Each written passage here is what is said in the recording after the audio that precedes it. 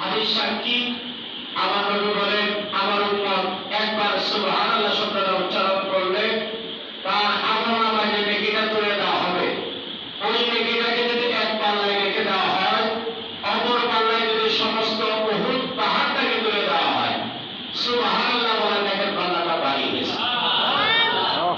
এই যে সুবহানাল্লাহ বলছেন, সময় কতটুকু আছে? 1-1.5 সেকেন্ড, ঠিক কিনা?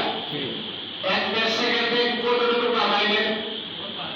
উহুদ পাহাড়ের সম পরিমাণ। উহুদ পাহাড় দেখছেন আপনারা?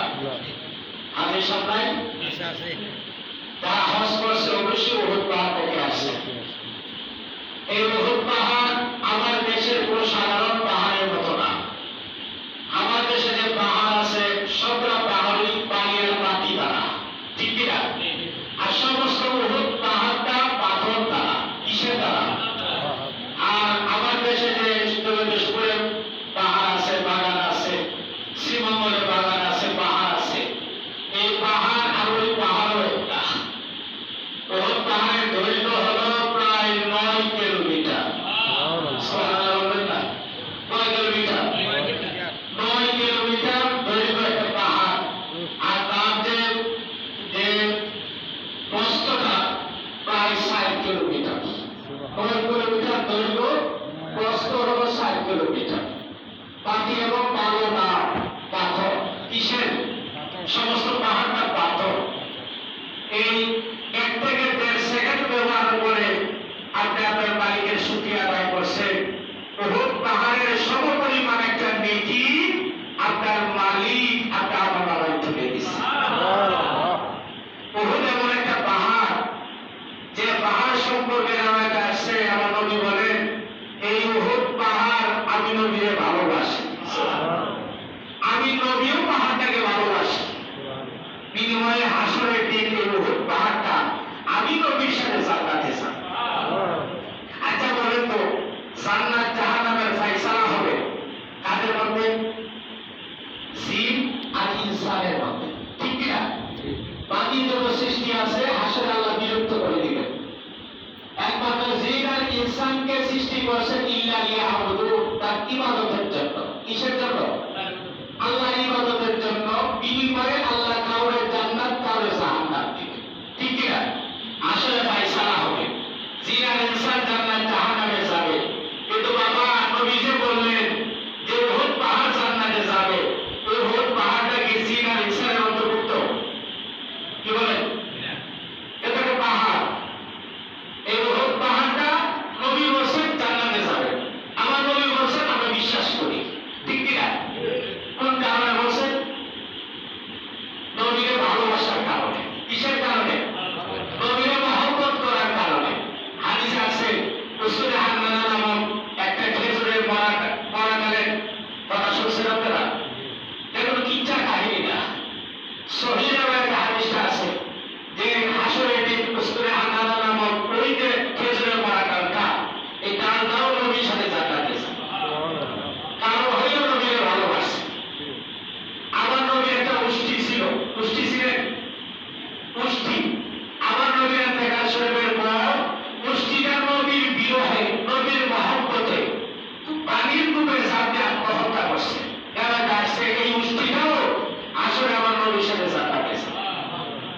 একটা পাহাড়, একটা খেজুরের বড় ডাল, একটা আত্মহত্যাকারী উষ্টি যদি নবীরে ভালোবাসা, নবীরে মহব্বত করে জান্নাতে যাইতে পারে, আপনার নবীর উম্মত নবীরে ভালোবাসতে, নবীরে অনুসরণ করবে, নবীরে তাজিম করবে, আপনার জান্নাতে যাব না? কি বলে যাব না? কি বলেন? কথা বলে যাবো কিনা? 63 বছর জিন্দেগি, কোন মুহূর্তে আমার নবী আমাদেরকে ভুলেন নাই, কোন মুহূর্তে উম্মত ভুলেন নাই। এখনো যদি কালবের ক্ষমতা থাকে মদিনার মোতাবাক্য হয়ে বসে, ওরা গালায় বসে দেখেন, এখনো মদিনার নবীর রোজায় শিরা আপনি আমার ব্যথাই চোখের পানি চলাইতেছে। আসলে যেদিন গায়েব হয়ে যাবে, যেদিন আদম থেকে ঈসা পর্যন্ত